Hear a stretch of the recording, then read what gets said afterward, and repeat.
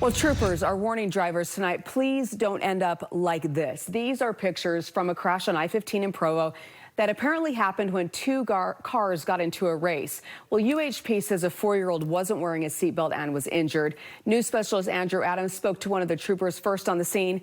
Andrew, what did they have to say?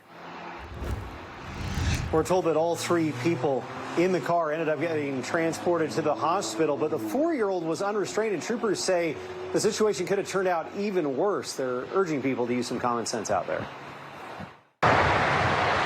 We would much prefer this to have never occurred in the first place. It unfolded along this stretch of interstate during the Saturday evening drive.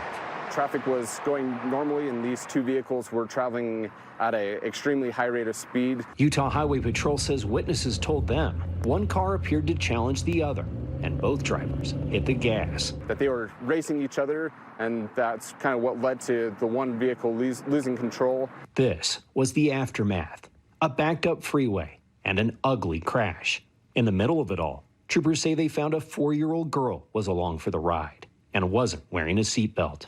It unfortunately could have gone a lot worse. UHP says street racing in Utah County is less common than in other parts of the Wasatch Front, but it still surfaces from time to time. But we do get reports fairly often of vehicles traveling and taking up the roadway and then racing at short distances. Troopers say they will team up with local jurisdictions to crack down, Trying to send the proper message that it's not acceptable. but they say drivers can help themselves by staying out of situations like these. It's incredibly concerning. Crashes that sometimes have unintended consequences. We don't want it to happen ever, but we especially don't want it involving any type of children.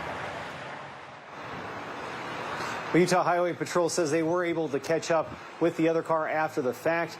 They'll be passing their case on to prosecutors to screen for potential charges. Back to you. Frustrating case. Andrew, thanks.